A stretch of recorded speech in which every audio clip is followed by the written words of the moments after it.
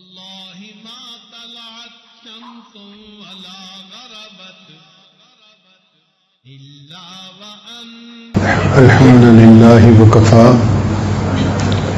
وسلام على عباده الذين اصطفى أما بعد أعوذ بالله من الشيطان الرجيم بسم الله الرحمن الرحيم يا أيها الذين آمنوا اذكروا الله ذكرا كثيرا وسبحوه بكرة وأصيلا وقال الله تعالى في مقام آخر والذاكرين الله كثيرا والذاكرات أعد الله لهم مغفرة وأجرا عظيما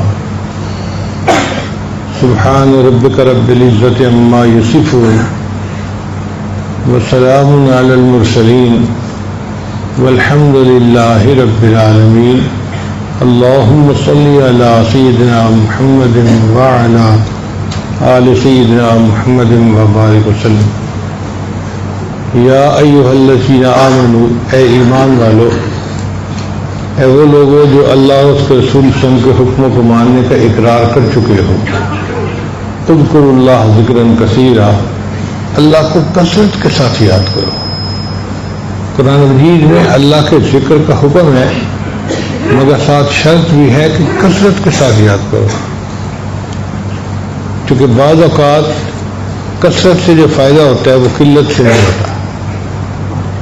چنانچہ ارشاد فرمایا کہ اے ایمان والو، اللہ کا ذکر کثرت کے ساتھ کرو۔ اب ذکر کو کثرت کے ساتھ کرنے کے بہت فوائد ہیں۔ سب سے پہلا فائدہ، انسان کے دل کو سکون ملتا ہے۔ چنانچہ اللہ تعالیٰ ارشاد فرماتے ہیں الا بذکر اللہ تطمئن القلوب، جان لو اللہ کی یاد کے ساتھ دلوں کا اطمینان وابستہ ہے۔ اگر دل میں اللہ کی یاد نہیں ہوگی تو دل میں پریشانیاں ہوں گی۔ اللہ کی یاد سے دل کو سکون ملتا ہے، نہ دنیا سے، نہ دولت سے، نہ گھر آباد کرنے سے، تسلی دل کو ہوتی ہے خدا کو یاد کرنے سے۔ اللہ کو یاد کرنے سے دل کو سکون مل جاتا ہے۔ دوسرا فائدہ یہ کہ ذکر سے فکر کی گندگی ختم ہو جاتی ہے۔ نوجوان بچے جو شکایت کرتے ہیں نا کہ ذہن میں ہر وقت شیطانی، شہوانی، نفسانی خیالات چھائے رہتے ہیں، اس کو فکر کی گندگی کہتے ہیں۔ ذکر کرنے سے فکر کی گندگی ختم ہو جاتی ہے، سوچ پاک ہو جاتی ہے، انسان پاکیزہ سوچ کے ساتھ زندگی گزارتا ہے۔ تیسری چیز کہ ذکر سے انسان کے دل میں ذات کی محبت پیدا ہو جاتی ہے۔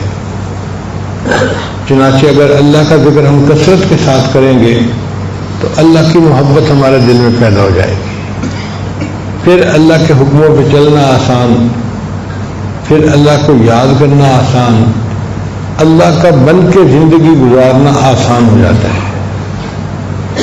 اور ذکر کا ایک فائدہ یہ ہے کہ ذکر انسان کو ماں سوا سے بیگانہ کر دیتی ہے۔ دو عالم سے کرتی ہے بیگانہ دل کو، عجب چیز ہے لذت آشنائی۔ اللہ تعالیٰ سے جو یہ آشنائی کی لذت مل جاتی ہے نا، انسان دو عالم سے بیگانہ، کسی غیر کی طرف دھیان ہی نہیں جاتا، توجہ ہی نہیں جاتی۔ بلکہ آپ دنیا میں دیکھیں گے اگر کسی کا دل مخلوق کے ساتھ اٹکا ہوا ہے نا تو وہ بھی آپ کو ایسے ہی لگے گا، اس کو کسی اور چیز میں دلچسپی نہیں ہوتی، نہ اس کو سیاست سے دلچسپی، نہ اس کو کاروباری باتوں میں دلچسپی۔ اس کا دل جو اٹک گیا ایک جگہ، کسی اور چیز میں دلچسپی رہتی ہی نہیں ہے۔ چنانچہ ایک آدمی گزرا ہے، اس کا نام تھا قیس۔ قیس کہتے ہیں عقل مند کو، پورا نام اس کا تھا قیس ابن ملو ابن مزاحم۔ یہ اپنی چچا کی بیٹی پہ عاشق ہو گیا تھا، اس کا نام تھا لیلا۔ لیلا رات کو کہتے ہیں تو والدین نے اس کا نام لیلا اس لیے رکھا تھا کہ رنگ کی کالی تھی۔ لیلا بنت سعد بن مہدی ابن سعد، کزن تھے آپس میں یہ۔ اب اس کے دل میں ایسی محبت بیٹھی، اس عورت کی ایسی بیٹھی کہ وہ پاگل ہو گیا اس محبت میں۔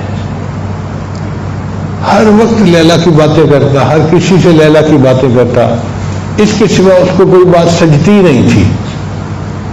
چنانچہ سیدنا حسن رضی اللہ عنہ کا واقعہ ہے کہ جب انہوں نے سیدنا امیر معاویہ رضی اللہ عنہ کے حق میں خلافت سے دستبرداری کا فیصلہ کر لیا تو ایک مرتبہ تشریف لے جا رہے تھے، یہ قیس صاحب ان کو ملے راستے میں، تو سیدنا حسن رضی اللہ عنہ نے فرمایا کہ قیس دیکھو، میں نے حکومت ان کے حوالے کر دی جن کو سجتی تھی اور اپنے آپ کو میں نے الگ کر لیا ہے۔ تو یہ باتیں سنتا رہا۔ حسن اللہ نے پوچھا خاموش کیوں کھڑے ہو؟ کہنے لگا حضرت سچی بات تو یہ ہے کہ حکومت تو لیلا کو سجتی ہے۔ تو حسن اللہ نے فرمایا انت مجنون، تو مجنون ہے، پاگل ہے۔ اس دن سے اس کا نام قیس کی بجائے مجنون پڑ گیا۔ تو لیلا اور مجنون کی جو باتیں ہیں یہ مجنون صاحب تھے جو پاگل ہوئے تھے محبت میں۔ اس کے پاگل پن کا یہ عالم تھا۔ ایک مرتبہ اس کے والد نے کہا کہ بیٹا، ہر بندے سے تمہاری باتیں سن کے میں تنگ آ گیا ہوں، میری بہت بدنامی ہوئی ہے، بہت ذلت ہوئی ہے، اب میرے ساتھ حرم میں چل اور بیت اللہ کے پاس کھڑے ہو کے نا تو اس عورت کی محبت سے سچی توبہ کر لے۔ یہ اپنے والد صاحب کے ساتھ حرم چلا گیا۔ جب وہاں گیا تو اس نے غلاف کعبہ پکڑا اور وہاں پر ایک شعر پڑھا، الہی تبت من کل المعاصی، اے اللہ میں اپنے ہر گناہ سے توبہ کرتا ہوں، ولیکن حب لیلا لا اتوب، لیلا کی محبت سے توبہ نہیں کرتا۔ اب جب اس نے یہ شعر پڑھا تو والد نے غصے سے اس کی طرف دیکھا کہ میں تو اس کو لایا اس لیے ہوں کہ یہ توبہ کرے اور یہ کہتا ہے کہ میں لیلا کی محبت سے توبہ نہیں کرتا۔ تو سمجھدار بندہ تھا، اس سے پھر اگلا شعر پڑھا، الہی لا تسلبنی حبہا ابدا، اے اللہ اس کی محبت میرے دل سے کبھی بھی نہ نکالنا، وَيَرْحَمَ اللَّهُ عَبْدًا قَالَ آمِينَ، اور میری اس دعا پر جو بندہ آمین کہے اس کے گناہوں کو بھی معاف کر دینا۔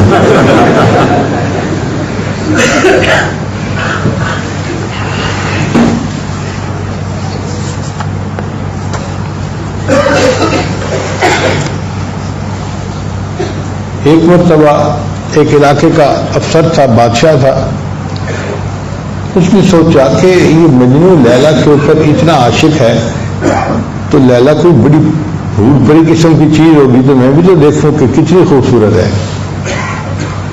اس نے اپنے بندوں کو کہا تو انہوں نے لیلا کو پیش کر دیا۔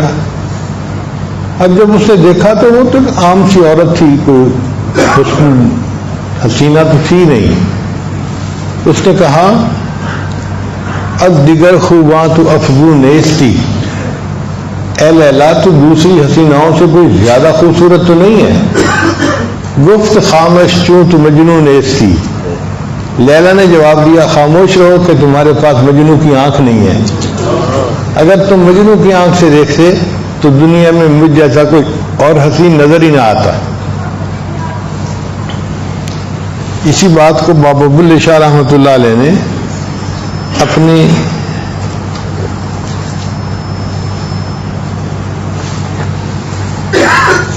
کلام میں یوں کہا ہے، کیتا سوال میاں مجنون تیری لیلا رنگ دی کالی ہے، کیتا سوال میاں مجنون تیری لیلا رنگ دی کالی ہے، دیتا جواب میاں مجنو نے تیری اکھ نہ ویکھن والی ہے۔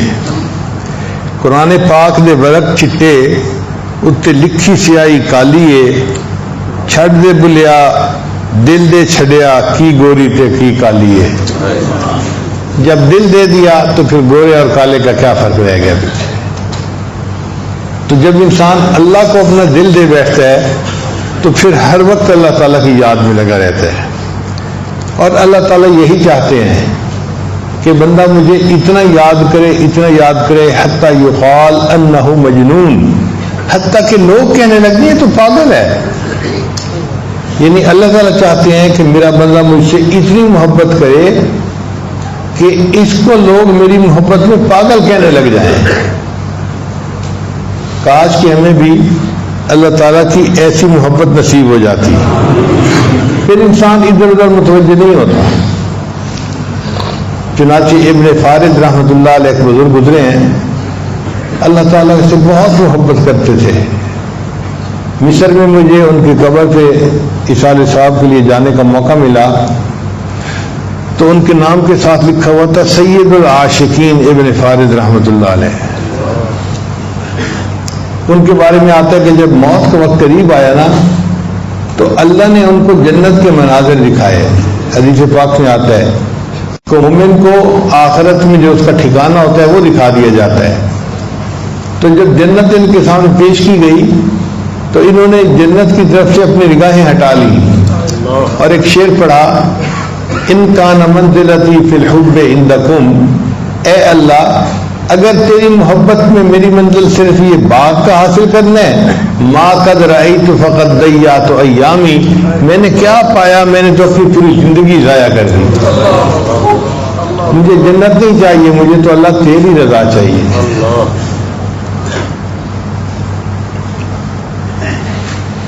امیر خسرو رحمۃ اللہ علیہ ان کے فارسی کے کچھ اشعار ہیں عجیب، سبحان اللہ۔ فرماتے ہیں جان سے تن بردی و در جانی ہنون، اے محبوب آپ نے میرے تن سے جان تو نکال دی اور خود آپ میری جان بن کے رہ گئے۔ جان سے تن بردی و در جانی ہنون، دردہا دادی و درمانی ہنون، اے محبوب آپ نے مجھے درد عطا کی اور اس درد کی دوا بھی آپ خود ہی بن گئے ہیں۔ آشکارا سینہ بشگافتی، ہم چنا در سینہ پنہانی ہنون، اے محبوب آپ کے پلکوں کے تیر نے میرے سینے کو چیر کے رکھ دیا اور اس چیرے ہوئے سینے میں اے محبوب آپ ہی تو چھپ کے بیٹھے ہوئے ہیں۔ ملک دل کر دی خراب از تیغ ناز، اے محبوب آپ نے ناز کی تلوار سے میرے دل کو ویران کر کے رکھ دیا۔ آپ کی محبت سے پہلے میرا دل ماں سوا کی محبتوں سے آباد تھا، مال کی محبت، دنیا کی محبت، حسن کی محبت، فلاں محبت، فلاں محبت، کتنی محبتیں تھیں جو میرے دل میں بس رہی تھی، پل رہی تھی۔ آپ کی ناز کی تلوار ایسی چلی کہ سب محبتیں دل سے نکل گئیں، تو آپ نے ناز کی تلوار سے میرے دل کو ویران کر دیا، مگر اس ویرانے میں ابھی بھی حکومت تو آپ ہی کی ہے۔ ملک دل کر دی خراب از تیغ ناز، و اندری ویران سلطانی حنول، اور آخر پر فرماتے ہیں قیمت خود ہر دو عالم گفتئی، اے محبوب آپ نے اپنے وصل کی قیمت بتائی ہے کہ دو عالم کی تمناؤں کو چھوڑ دو۔ قیمت خود ہر دو عالم گفتئی، نرخ بالا کن کے ارزانی حنول، اے محبوب قیمت بڑھا دیجئے، آپ نے تو جان کی قیمت بڑی سستی لگائی ہے۔ یہ چھوٹی سی قیمت ادا کرنا کون سی بڑی بات ہے عاشق صادق کے لیے۔ وجود چند دادم جاں خریدم، بحمد اللہ کے ارزاں خریدم، میں نے چند ٹکے دے کے اپنے محبوب کی جان کو خرید لیا، اللہ کی قسم میں نے محبوب کو بڑا سستا خرید لیا ہے۔ تو جن کے دل میں محبت ہوتی ہے وہ پھر اس طرح اپنے اللہ کے لیے قربان ہوتے ہیں۔ بیدم ایک شاعر ہیں، اللہ کی محبت میں انہوں نے عجیب کلام کیا ہے۔ لکھتے ہیں بے خود کیے دیتے ہیں انداز حجاب آنا، بے خود کیے دیتے ہیں انداز حجاب آنا، آ دل میں تجھے رکھ لوں اے جلو اے جان آنا، جی چاہتا ہے بھیجوں تحفے میں انہیں آنکھیں، جی چاہتا ہے بھیجوں تحفے میں انہیں آنکھیں، درشن کا تو درشن ہو نذرانے کا نذرانہ، اے اہل کرم اتنا مجھ پہ بھی کرم کرنا، جب جان لبوں پر ہو تم سامنے آ جانا، کیوں آنکھ ملائی تھی، کیوں آگ لگائی تھی۔ محبت کے میدان میں پہلے اللہ تعالیٰ بندے سے محبت کرتے ہیں، تب بندہ اللہ سے محبت کرتا ہے۔ اگر اللہ نہ چاہے تو بندہ اللہ سے محبت کر ہی نہیں سکتا۔ یحبہم ویحبونہ، قرآن مجید اس پر دلیل ہے۔ اللہ نے ان سے محبت کی، انہوں نے اللہ سے محبت کی۔ تو اس کو شاعر کہتا ہے کہ اے محبوب کیوں آنکھ ملائی تھی، کیوں آگ لگائی تھی۔ آپ نے آنکھ ملا کر میرے دل میں محبت کی آگ بھڑکا دی۔ کیوں آنکھ ملائی تھی، کیوں آگ لگائی تھی، اب رخ کو چھپا بیٹھے کر کے مجھے دیوانہ۔ کیا لطف و محشر میں شکوے کیے جاؤں، وہ ہنس کے کہے جائیں دیوانہ ہے دیوانہ۔ بے دم میری قسمت میں سجدے ہیں اسی در کے، چھوٹا ہے نہ چھوٹے گا سنگے در جانانا۔ تو یہ محبت انسان کو ایسا بنا دیتی ہے۔ چنانچہ ایک شاعر کہتا ہے کہ اللہ آپ کے عشق نے مجھے غم دیا۔ اب عام طور پہ تو دعا مانگی جاتی ہے نا کہ میرا غم ختم ہو جائے، مگر اس شاد کا معاملہ کچھ جدا ہوتا ہے۔ وہ لکھتے ہیں تیرے عشق نے مجھے غم دیا، میرے غم کی عمر دراز ہو۔ تیرے عشق نے مجھے غم دیا، میرے غم کی عمر دراز ہو۔ وہ مقام آئے میرے خدا، میرے عشق پہ تجھ ناز ہو۔ اے اللہ اس عشق میں وہ مقام بھی آئے کہ آپ کو میرے عشق پہ ناز ہو۔ حدیث پاک میں آتا ہے کہ جو بندہ اللہ سے محبت کرتا ہے تو بعض اوقات اللہ اس بندے کا تذکرہ فرشتوں کی محفل میں کرتے ہیں۔ یہ مجھ سے کتنی محبت کرنے والا بندہ ہے، فرشتوں کی محفل میں اس بندے کا تذکرہ ہوتا ہے۔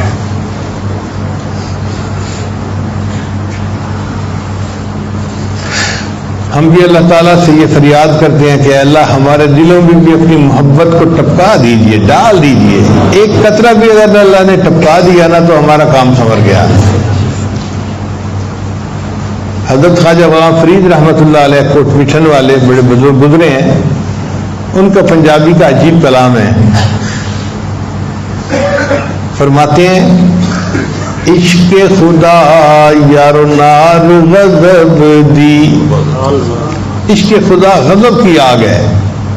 عشق خدا یارو نار غضب دی، تے ویکھو قسمت وچ ونج پئی ہاں، تے سڑ بھج گئی ہاں۔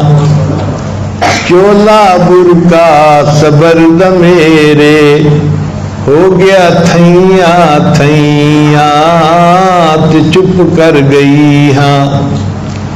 ماں پیو ویر بھی یاد نہ میں کو، تے اتو تانے دیون سیاں، تے سہندی رہی ہاں۔ غلام فرید اے آکھ سجن نو، میں تا در تیڑے تے پئی ہاں، تے جے ہو جئی ہاں۔ اے غلام فرید اپنے اللہ کو یہ کہہ دو کہ اللہ بس میں تو تیرے در پہ پڑا ہوں، اب جیسا بھی ہوں تو مجھے قبول فرما لے۔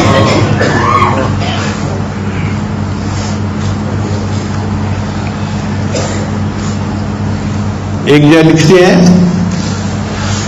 تن تنور تے ہڈیاں بالن، اسی ہاواں نال تپایا، کہ میرا جسم جو ہے یہ تنور کی مانند ہے اور میری ہڈیاں اس تنور کے اندر ایندھن ہے، بالن ہے، اور اس آگ کو میں نے ہاواں سے آہیں جو بھرتا ہوں نا اللہ کی محبت میں، اسی ہاواں نال تپایا، کٹ کٹ بکیاں پیڑے کیتے، اتو عشق پلے تھن لایا، تندی ہانڈی تے مندا سالن، اتو لون صبر دا پایا، غلام فرید میں ساری تیڈی ہن تینوں یقین ہے آیا.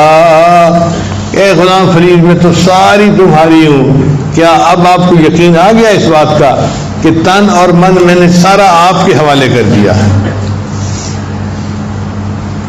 اور ایک جگہ فرماتے ہیں اور کہانی مول نہ بانی، اور کوئی کہانی مجھے اچھی نہیں لگتی، کوئی بات کوئی واقعہ مجھے اچھا ہی نہیں لگتا. اور کہانی مول نہ بانی الف ہی کو ہم بس وے میاں جی. اے میاں جی ایک اللہ مجھے کافی ہے. بیتے دی میں کلوڑ نکائی، الف کے علاوہ جو کچھ ہے اس کو بیتے کہہ دیا، یعنی غیر ماں سوا جس کو کہتے ہیں نا کہ ماں سوا کی مجھے کوئی ضرورت نہیں ہے. بیتے دی میں کلوڑ نکائی الف لیوم دل کھسوے میاں جی. اے میاں جی الف نے تو مجھ سے میرا دل ہی چھین لیا ہے، اب میرا دل میرے پاس نہیں ہے، وہ تو الف نے لے لیا، اللہ نے لے لیا. عشقوں مول فرید نہ پھر سوں، اے غلام فرید میں اللہ کے عشق سے کبھی بھی پیچھے نہیں ہٹوں گا. روز نمی ہم چسوے میاں جی، اس لیے کہ میاں جی مجھے اللہ کے عشق میں ایک نیا لطف اور مزہ ہے جو نصیب ہوتا ہے، میں اس عشق کے راستے کو کیسے چھوڑ دوں.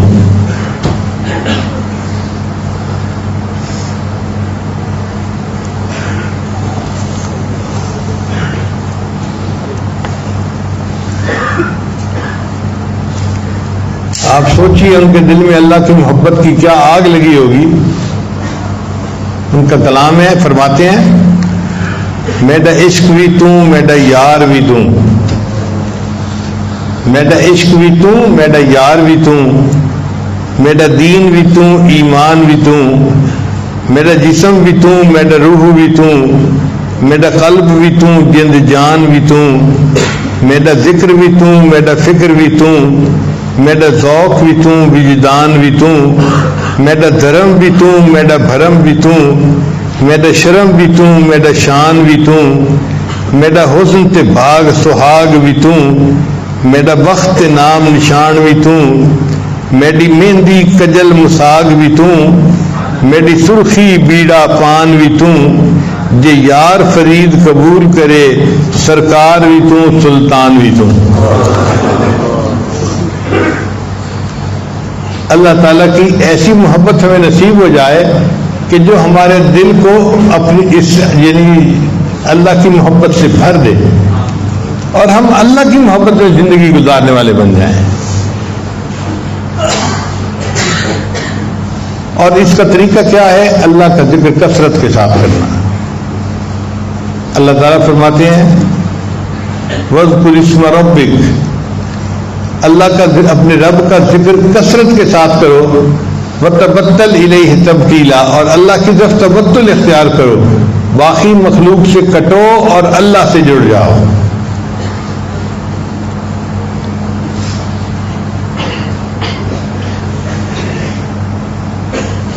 اب یہاں پر بعض حضرات جو ہے وہ اعتراض کرتے ہیں کہ جی اللہ اللہ کا ذکر نہیں کرنا چاہیے، سبحان اللہ الحمدللہ کا ذکر کرنا چاہیے.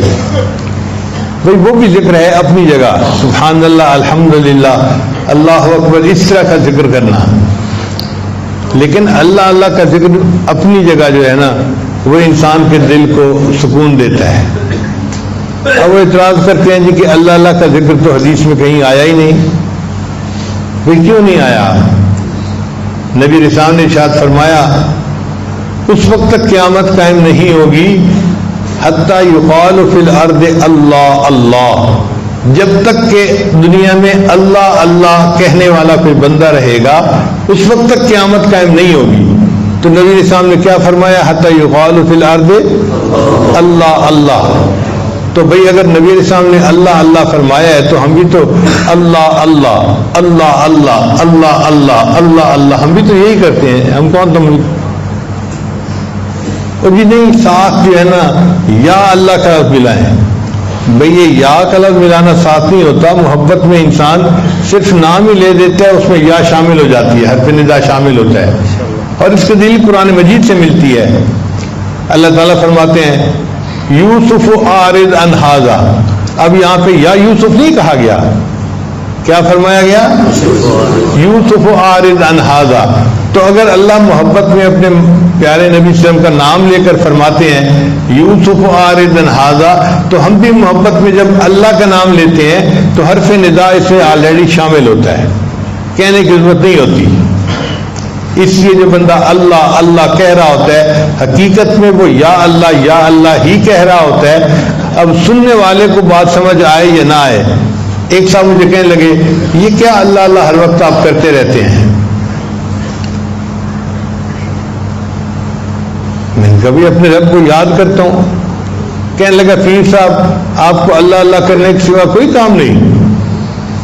تو میں نے ایسے ہاتھ باندھ کے اس کے سامنے کہا, وہ غیر مقلد تھا.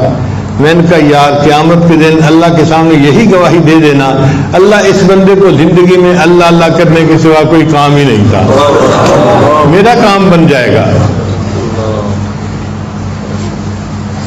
پھر کہنے لگا جی کہ اللہ کرنے کا حکم کہاں ہے؟ میں نے کہا بھائی قرآن مجید میں ہے. اللہ فرماتے ہیں وَاذْكُرِ اسْمَ رَبِّكَ, ذکر کر اپنے رب کے نام کا. تو بتا اللہ کا نام کیا, رب کا نام کیا ہے؟ کہنے لگا اللہ. تو میں نے اللہ کا ذکر کرنے کا حکم تو ہے نا قرآن مجید میں. کہنے لگا اچھا کوئی اور آیت پڑھ کے بتاؤ. میں نے کہا اللہ فرماتے ہیں فی بیوت اذن اللہ ان ترفع ویذکر فی اسمہ. یہ وہ گھر ہیں, مسجدیں جن کو اللہ نے اونچا بنانے کا حکم دیا اور ان میں ذکر کیا جاتا ہے اللہ کے نام کا. وَيُذْكَرَ فِيهَا اسْمُهُ. تو اللہ کا نام, تو رب کا نام کیا ہے بھائی؟ کہنے لگا اللہ. تو دیکھو قرآن مجید کی آیت بتا رہی ہے کہ مسجد میں اللہ کے نام کا ذکر کیا جاتا ہے.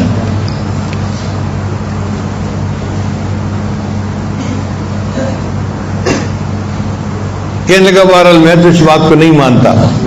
میں نے کہا آپ مانو یا نہ مانو, ہمیں اللہ نے پہلے ہی بتا دیا ہے کہ قل اللہ ثم ذرہم فی خوضہم یلعبون. تم کو اللہ, اور جو نہیں اس بات کو مانتے ان کو اپنی گناہیوں میں پڑا رہنے دو. اس کو پھر بڑا غصہ آیا. کہنے لگا کہ اب میں کیا کہوں آپ کو کہ آپ نے اللہ کے لیے اتنے دلائل اکٹھے کر دیے. میں نے کہا بھائی اللہ نے کہ محبوب نے فرمایا کہ اس وقت تک قیامت قائم نہیں ہوگی جب تک کہ دنیا میں کوئی ایک بھی اللہ کہنے والا بندہ رہے گا. پھر کہنے لگا مطلب تو اس کا کوئی نہیں بنتا, تمہارے کہنے کا فائدہ کیا؟ میں نے کہا بھائی محبت کی دنیا ہے, اس میں ضروری نہیں ہوتا کہ معنی بنے یا نہ بنے. ہم رٹیں گے گرچہ مطلب کچھ نہ ہو, ہم تو عاشق ہیں تمہارے نام کے. اللہ کے نام سے انسان کو ایسا عشق ہو جاتا ہے کہ نام لینے سے مزہ آتا ہے. ہم نے دیکھا ہے نا, مائیں اپنے بیٹے کا نام بار بار لیتی ہیں, بیٹے کا نام لینے میں ان کو مزہ آ رہا ہوتا ہے.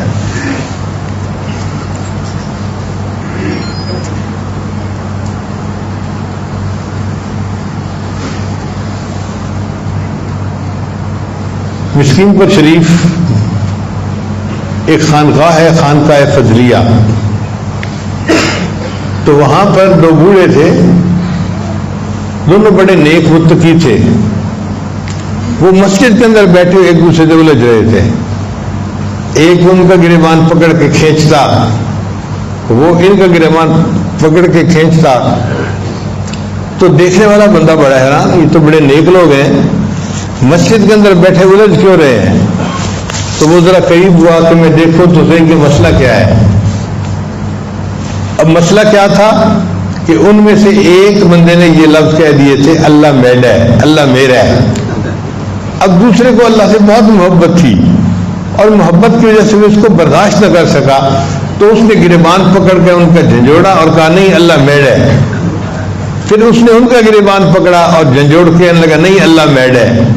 اب آپ بتائیں اللہ کو کتنا پیار آ رہا ہوگا ان دو بندوں پر جو ایک دوسرے سے الجھ رہے ہیں. ایک کہتا ہے اللہ میڈا ہے, دوسرا کہتا ہے نہیں اللہ میڈا ہے. ایسی اللہ کی محبت اس ذکر سے انسان کے دل میں بھر جاتی ہے.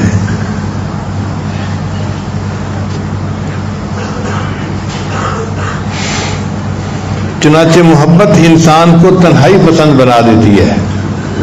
یہ بھی پکی بات ہے. آپ دیکھیں گے کہ اکثر جو نوجوان بچے کہیں اپنا دل اٹکا بیٹھتے ہیں وہ گھر والوں کے ساتھ مل کے بیٹھ کے کھانا نہیں کھاتے، نہ ماں باپ کے پاس آ کے بیٹھے ہیں، اپنے کمرے میں بیٹھے رہیں گے، بہانے کرتے رہیں گے، میں پڑھ رہا ہوں، میں یہ کر رہا ہوں، میں وہ کر رہا ہوں. اصل میں ان کو تنہائی اچھی لگ رہی ہوتی ہے. محبت انسان کو تنہائی پسند بنا دیتی ہے.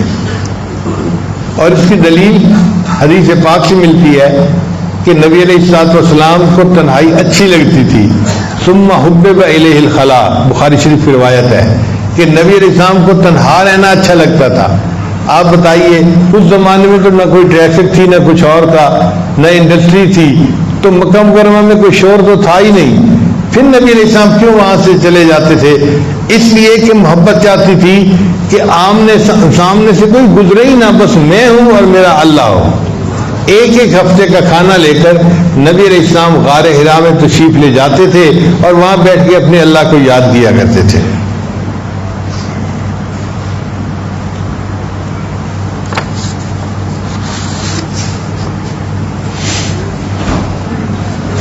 مولانا روم رحمۃ اللہ علیہ فرماتے ہیں، دید مجنو راج کے صحرا نورد. مجنو کو ایک مسافر نے دیکھا جو صحرا میں سے گزر رہا تھا، درمیان بادیا بنشستہ فرد، کہ اس تنہائی میں مجنو اکیلا بیٹھا ہوا ہے. کردہ صف ریگ انگشتاں قلم، اس نے ریت کو صفحہ بنایا ہوا ہے اور اپنی انگلی کو اس نے قلم بنایا ہوا ہے. مزند با اشک خونی ای رقم، اور وہ اس ریت کے اوپر کچھ لکھ رہا ہے بیٹھا ہوا. گفت اے مجنون شیدا چیز ہی، اس بندے نے پوچھا اے مجنون تو بیٹھا کیا لکھ رہا ہے؟ می نویسی نامہ بہرے کیست ہی، تو کس کو بیٹھا یہ خط لکھ رہا ہے؟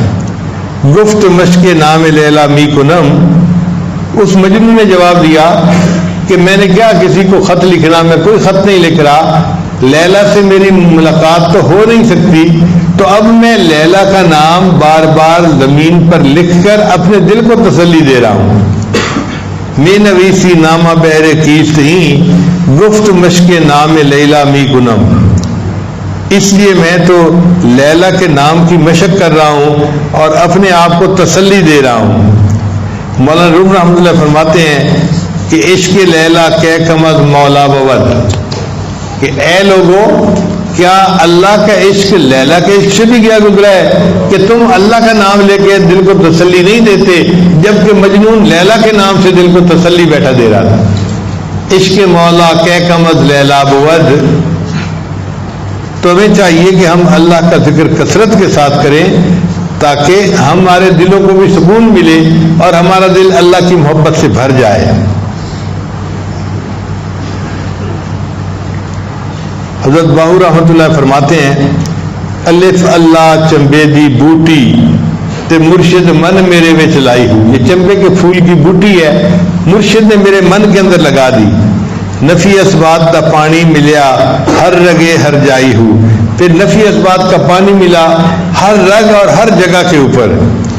اندر بوٹی مشک مچایا جان پھلن پر آئی ہوں، اندر اس بوٹی نے خوشبو پھیلا دی جیسے مشک مچا دیا جاتا ہے.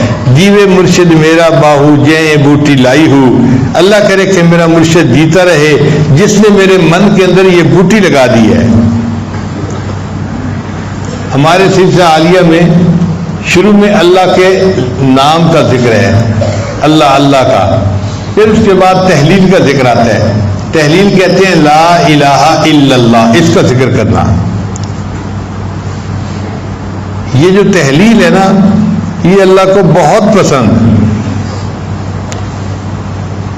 اس لیے جو بندہ لا الہ الا اللہ پڑھتا ہے اگر اس کے 100 سال کے گناہ ہوں گے تو اللہ تعالیٰ سارے گناہوں کو معاف فرما دیتے ہیں. حدیث مبارکہ میں ہے کہ ایک صاحب تھے دہیہ کلبی، قبیلہ بنو کلب کے یہ امیر تھے، یہ سردار تھے، اور حضرت جبرائیل علیہ السلام نبی السلام کی خدمت میں جب حاضر ہوتے تھے تو ان کی شکل میں اکثر آتے تھے. ایک مرتبہ یہ نبی علیہ السلام کو ملنے کے لیے آئے تو جبریل السلام نے آ کے بتایا اے اللہ کے نبی صلی اللہ علیہ وسلم دہیہ کلبی آپ کو ملنے کے لیے آ رہے ہیں. تو نبی علیہ السلام نے کھڑے ہو کے استقبال فرمایا. انہوں نے کلمہ پڑھا اور رونے لگے. نبی علیہ السلام نے پوچھا دہیہ کلبی رو کیوں رہے ہو؟ اے اللہ کے نبی صلی اللہ علیہ وسلم آپ کے آنے سے پہلے ہم تو جانوروں جیسی زندگی گزار رہے تھے. میری عمر 60 سال ہو چکی ہے اور میں نے 60 سال میں کوئی ایسا گناہ نہیں جو نہ کیا ہوا ہو. گناہوں میں، ظلم میں، برائی میں میری زندگی گزری. اور پھر یہ کہ مجھے اپنے گھر میں بیٹی کا پیدا ہونا اچھا نہیں لگتا تھا، لہذا پورے قبیلے میں اگر کہیں بھی کوئی لڑکی پیدا ہوتی تو میں معصوم بچی کو جا کے لے لیتا تھا اور اس کو زندہ قبر کے اندر دفنا دیا کرتا تھا. میں نے اپنے ہاتھوں سے 70 معصوم بچیوں کو زندہ دفن کیا ہے. اب میرے گناہ آپ اندازہ لگائیں کتنے ہوں گے کہ 60 سال میں نے باقی گناہ بھی کیے اور میں نے 70 بچیوں کو بھی زندہ دفن کر دیا. آپ کے تشریف لانے سے ہمیں احساس ہوا کہ ہم کتنے بڑے بڑے گناہوں میں مبتلا تھے.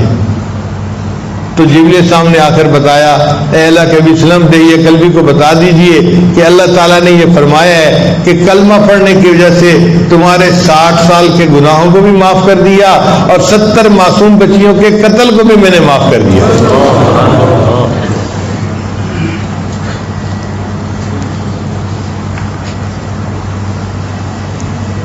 چنانچہ انسان کے جسم میں 12 اعضاء ہیں جو گناہ کرتے ہیں.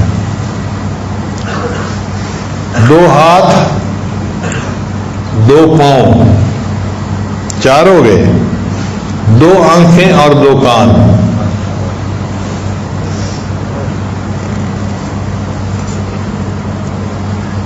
تو یہ کتنے ہو گئے؟ 8 ہو گئے. اور 4 اعضاء اور ہیں، دماغ، زبان، دل اور شرمگاہ. تو کل اعضاء کتنے ہوئے؟ تو 12 اعضاء ہیں جو گناہ کرتے ہیں. اور اگر ہم کلمہ طیبہ کو دیکھیں تو لا الہ الا اللہ کے 12 حروف بنتے ہیں. 2 حرف لا کے، 3 حرف الہ کے تو 5 ہو گئے، اور اللہ کے پھر 3 حرف ہو گئے تو 5 اور 3 8، اور اللہ کے 4 حرف ہوتے ہیں، 8 اور 4 12. تو 12 حروف لا الہ الا اللہ کے اور 12 اعضاء ہیں جو گناہ کرتے ہیں. لہذا جو بندہ لا الہ الا اللہ کی کثرت کرے گا اللہ 12 اعضاء سے کیے ہوئے گناہوں کو معاف فرمائے گا. بعض علماء نے لکھا کہ نہیں، سال کے 12 مہینے ہوتے ہیں، لہذا جو بندہ لا الہ الا اللہ کا ذکر کثرت کے ساتھ کرتا ہے اللہ تعالیٰ پورے سال میں کیے ہوئے گناہوں کو معاف فرما دیتے ہیں. بعض علماء نے لکھا کہ جہنم کے 7 دروازے ہیں، لہا 7 ابواب قرآن مجید میں ہیں. اور کلمے کے بھی 7 الفاظ ہیں، لا الہ الا اللہ 4 لفظ یہ ہو گئے، محمد الرسول اللہ 3 یہ ہو گئے، 4 اور 3. تو جو بندہ لا الہ الا اللہ محمد الرسول اللہ پڑھ لے گا تو ان 7 الفاظ کے بدلے اللہ اس کے لیے 7 جنت کے دروازوں کو کھول دیں گے اور جہنم کے 7 دروازوں کو بند فرما دیں گے.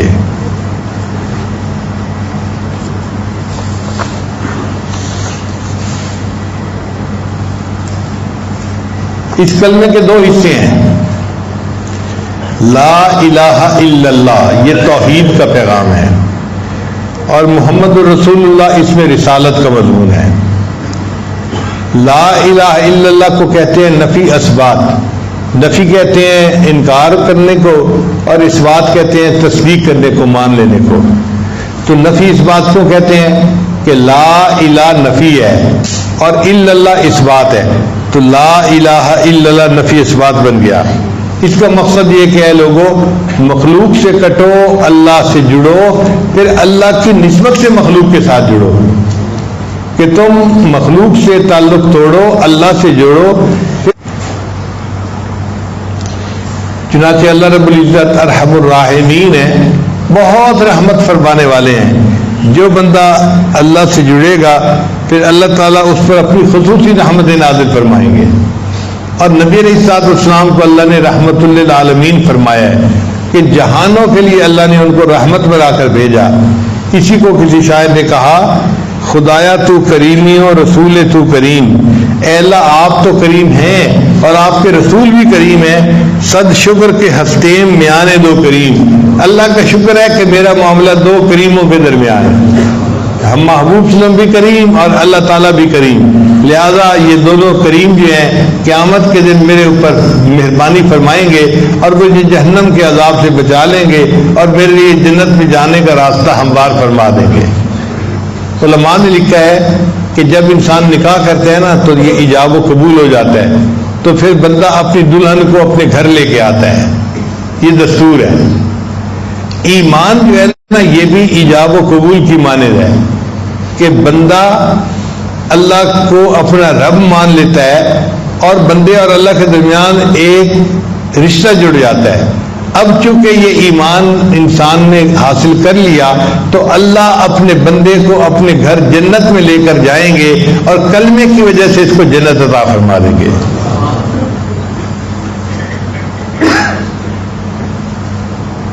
اللہ تعالیٰ بہت کریم ہے, بندے کے گناہوں کو معاف کرنے والے ہیں. میاں محمد بخش رحمۃ اللہ فرماتے ہیں ایک گناہ میرا ماں پہ ویکھے تو دیوین دیس نکالا, کہ ماں باپ میرے ایک گناہ کو دیکھتے ہیں تو گھر سے ہی نکال دیتے ہیں بندے کو کہ تو نے یہ گناہ کیوں کیا. ایک گناہ میرا ماں پہ ویکھن تے دیوین دیس نکالا, تے لکھ گناہ میرا اللہ ویکھے تے وہ پردے پاون والا. اور لاکھ گناہ میرا اللہ دیکھتا ہے اور اللہ بندے کے گناہوں پہ پھر پردے ڈال دیتا ہے. وہ کتنا کریم پروردگار ہے. یہ ویکھا اپنے عملہ والے تے کچھ نہیں میرے پلے. یہ ویکھا اپنے عملہ والے تے کچھ نہیں میرے پلے. یہ ویکھا تیری رحمت والے تے بلے بلے بلے. اے اللہ اگر آپ کی رحمت کی طرف دیکھیں تو پھر اس رحمت کا تو کوئی کنارہ ہی نہیں, اس رحمت کا تو کوئی ٹھکانہ ہی نہیں. اور قیامت کے دن اللہ اپنی بھرپور رحمت کا اظہار فرمائیں گے. وَقَانَ بِالْمُؤْمِنِينَ رَحِيمًا. قرآن مجید میں اللہ فرماتے ہیں اللہ تعالیٰ قیامت کے دن پوری رحمت کے ساتھ بندوں پر توجہ فرمائیں گے اور ان کے گناہوں کو معاف فرما دیں گے. اس لیے ایک بزرگ فرماتے تھے مولا جتنی بڑی تیری ذات اتنی بڑی میری آس. مولا جتنی بڑی تیری ذات اتنی بڑی میری امید بھی تو اس سے اتنی ہی بڑی ہے کہ تم مہربانی فرما دے گا اور گناہوں کو معاف فرما دے گا.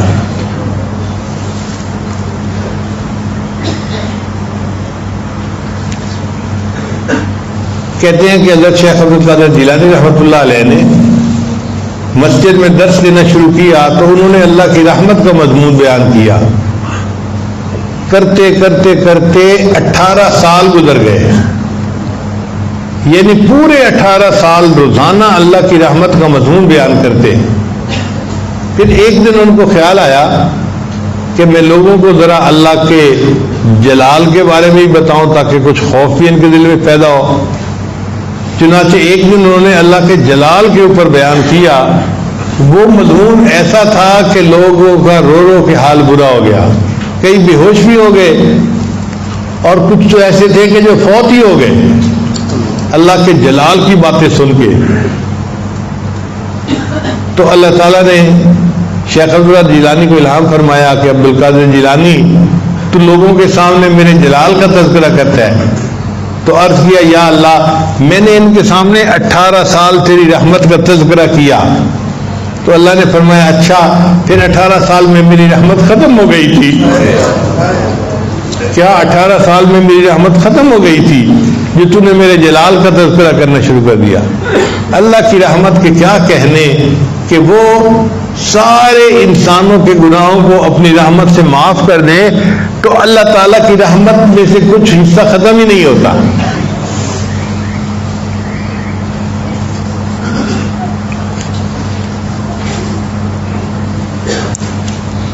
نبی علیہ السلام نے کیلولہ فرمایا. کیلولہ کہتے ہیں دوپہر کے وقت جو تھوڑی دیر کے لیے انسان لیٹتا ہے. تو کیلولہ فرمانے کے بعد نبی صاحب اٹھ کر بیٹھ گئے تو قبیلہ بنو غفار کے سردار تھے, ان کا نام تھا ابو ذر غفاری. وہ نبی علیہ السلام کی زیارت کے لیے آئے. تو نبی علیہ السلام نے فرمایا ابو ذر میرے پاس جبریل علیہ السلام آئے تھے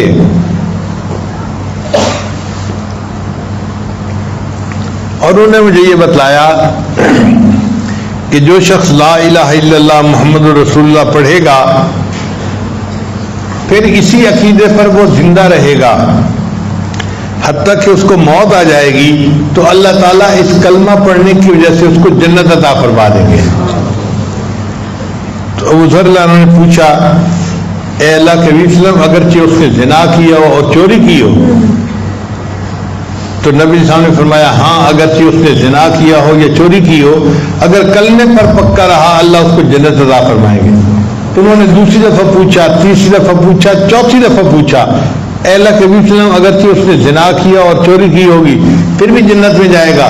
تو چوتھی بار نبی صاحب نے فرمایا ہاں وہ کلمہ پڑھنے کی وجہ سے جنت میں جائے گا اگرچہ ابو ذر کی ناک آلود ہوتی رہے. قیامت کے دن جنت عطا فرمائیں گے اور اس کے سب گناہوں کو معاف فرما دیں گے.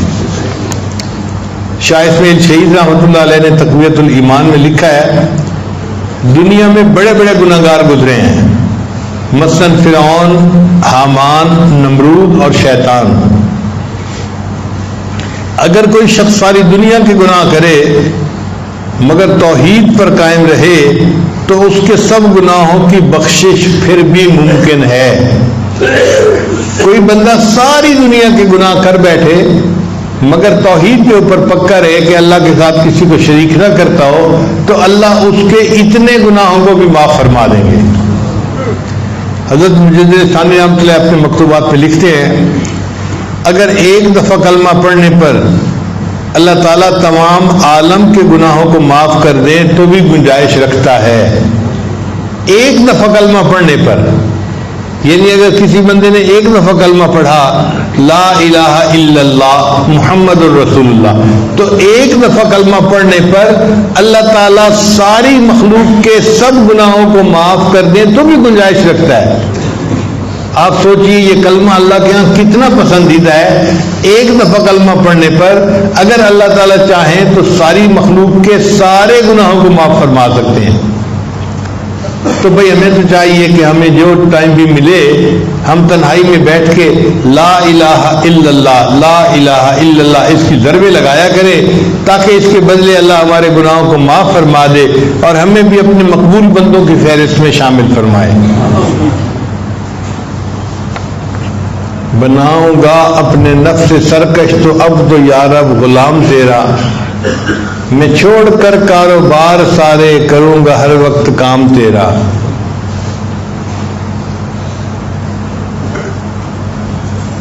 کیا کروں گا بس اب الہی ذکر ہی صبح و شام تیرا.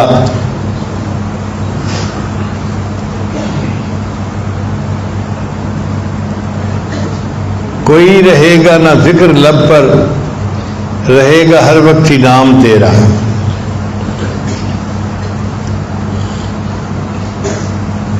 بتانے دل بر تو سینکڑوں ہے مگر کوئی با وفا نہیں ہے. بتانے دل بر تو سینکڑوں ہیں مگر کوئی با وفا نہیں ہے. ودود اور لائق محبت فقط ہے تو دوسرا نہیں ہے. کوئی تیرے ذکر کے برابر مزے کی شے اے خدا نہیں ہے. مزے کی چیزیں تو ہیں ہزاروں کسی میں ایسا مزہ نہیں ہے. اب تو رہے گا